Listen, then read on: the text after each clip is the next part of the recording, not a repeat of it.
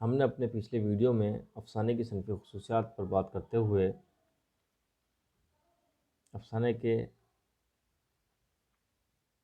افسانے میں پس منظر یا ماحول کشی کی اہمیت پر بات کی تھی۔ اب ہم بات کرتے ہیں افسانے میں زبان و بیان کس انداز کی ہونی چاہیے۔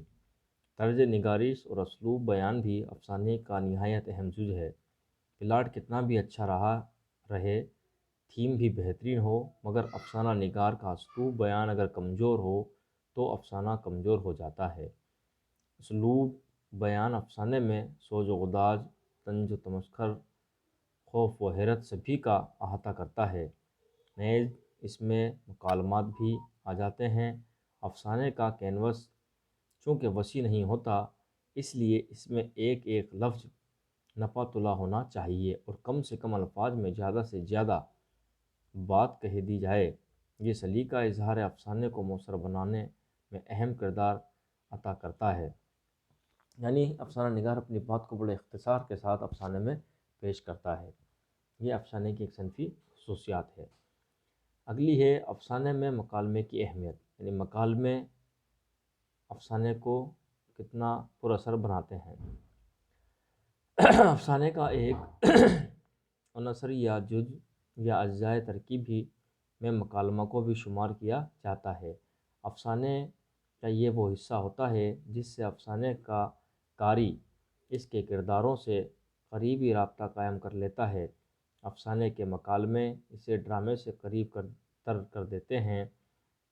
افسانے میں مکالموں کو کردار کی مناسبت سے جتنی اہمیت دی جاتی ہے اور کردار کی اپنی زبان سے ان مکالموں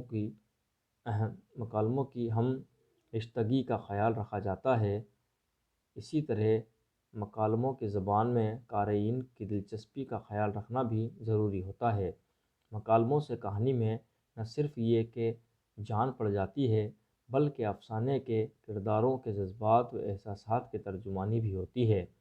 ڈرامہ میں جس طرح باڈی لینگویج کا استعمال جذبات کے اظہار کے لیے ہوتا ہے، افسانے میں یہ اظہار محض مکالموں پر منحصر ہوتا ہے۔ افسانے کے مکالمے پلاٹ کو آگے بڑھانے میں معاون ہوتے ہیں۔ وہ اپنے آپ میں افسانے کا نامیاتی عنصر ہوتے ہیں۔ مکالمے پیچیدہ اور غیر متعلقہ نہ ہوں تو اثر آفرینی میں لاجواب ہوتے ہیں۔ اسی طرح مکالمے طویل بھی نہیں ہونے چاہیے۔ مکالمے کرداروں کی فطرت کے عین مطابق ہونے چاہیے۔ ان میں روانی، تازگی اور زندگی کی حلاوت ہونی چاہیے۔ ساتھ ہی مکالمے دلچسپ بھی ہوں۔ مکالموں میں افسانہ نگار کو معیارروی سے کام لینا ضروری ہوتا ہے، کیونکہ وہ اگر کسی ذہین فرد کی روزمرہ کی گفتگو کو مکالمہ بنا لے تو وہ بے اثر رہے گا، اور اگر افسانہ نگار پرتسنہ کتابی زبان کو مکالموں کے لیے استعمال کرے گا تو وہ بھی بے اثر ٹھہرے گی۔ مکالموں میں نہ تو خطیبانہ انداز ہو، نہ اجڑ زبان کے محاورے والی گفتگو۔ مکالمے کو افسانے کے ماحول کے مطابق ہونا چاہیے۔ اگلی صنفی خصوصیت ہے افسانے کی تنظیم میں آغاز و اختتام کی اہمیت، یعنی افسانہ کس طرح شروع کیا جائے اور اس کا اختتام کس انداز سے ہونا چاہیے۔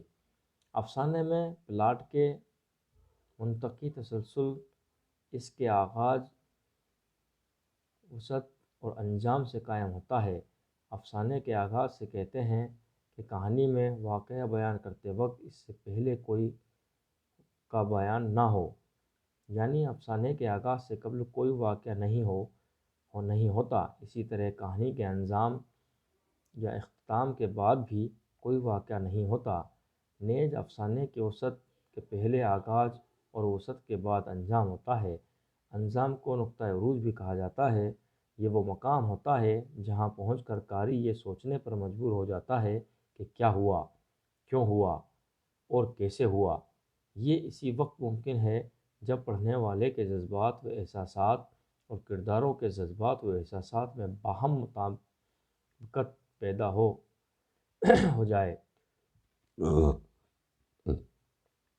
افسانے کے آغاز، وسعت اور انجام میں اگر قاری کھو جاتا ہے تو یہ صورتحال پیدا ہو جاتی ہے کہ افسانے کا یہی وصف افسانہ نگار کی کامیابی کا حاصل ہوتا ہے۔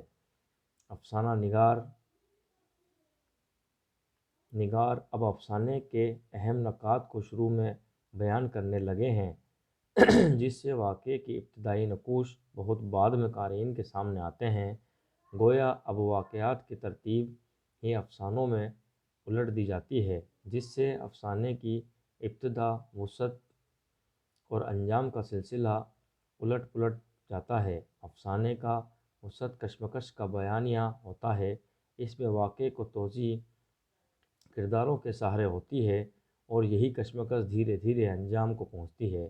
یہ کشمکش اگر افقی خط میں آگے بڑھتی ہے تو افسانہ سست رفتار سے آگے بڑھتا ہے، لیکن عمودی خط میں اگر کشمکش آگے بڑھے تو افسانہ کی رفتار بہت تیز ہو جاتی ہے اور کلائمیکس کے قریب پہنچنے میں اسے زیادہ وقت نہیں لگتی۔ افسانے کا انجام قدیم ڈرامے کی طرح تربیہ بھی ہو سکتا ہے اور المیہ بھی ہو سکتا ہے۔ اثر آفرینی میں اگرچہ المیہ اختتام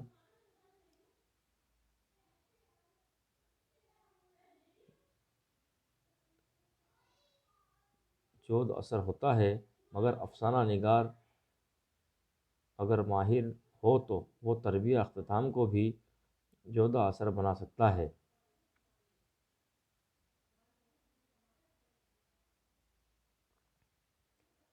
اگلی صنفی خصوصیات ہے افسانہ میں وحدت تاثیر کی اہمیت۔ یہ پورے افسانے کی جان اور افسانہ نگار کا کمال ہوتا ہے۔ وحدت تاثیر افسانے کے ذریعے پیدا کرنا نہایت مشکل امر ہے۔ جس اثر کو لے کر افسانہ نگار نے افسانہ لکھا، وہی اثر افسانے کے کرداروں کی حرکات سے ظاہر ہونا اور پھر اسی اثر کو قاری نے اپنے تئیں محسوس کرنا، ان تینوں نقطوں کی وحدت کا نام وحدت تاثیر ہے۔ افسانوی ادب کا کمال ہی یہ ہے کہ وہ وحدت تاثیر قائم کرے۔ عام طور پر نقادان افسانہ نگاروں نے وحدت تاثیر کی تعریف کچھ اس طرح کی ہے کہ پڑھنے والے کے دل کی کیفیت بھی بکھراؤ نہ ہو، یعنی کبھی حیرت، کبھی خوف، کبھی خوشی یا کبھی غم کی کیفیت اس پر طاری نہ ہو، بلکہ پوری کہانی میں مجموعی طور پر ایک ہی اثر غائب رہنا چاہیے۔ مگر وحدت تاثیر کی یہ تعریف صحیح نہیں ہے، کیونکہ آج کی انسانی زندگی میں بکھراؤ بہت ہے۔ اصل زندگی میں جب یہ حال ہے تو پھر تاثیر میں وحدت کہاں قائم رہے گی؟ یہ تعریف مبتدئوں کے لیے تو مفید ہو سکتی ہے، مگر باقاعدہ افسانے پر کام کرنے والوں کے لیے قطعی سود مند نہیں ہو سکتی۔ دراصل وحدت تاثیر اس کیفیت کا نام ہے کہ کردار افسانے میں جو محسوس کر رہا ہوتا ہے وہی احساس قاری کے قلب و ذہن میں پیدا ہو جائے۔ تعمیم اثر کا یہ عمل کامیاب فنکار ہی کر سکتا ہے۔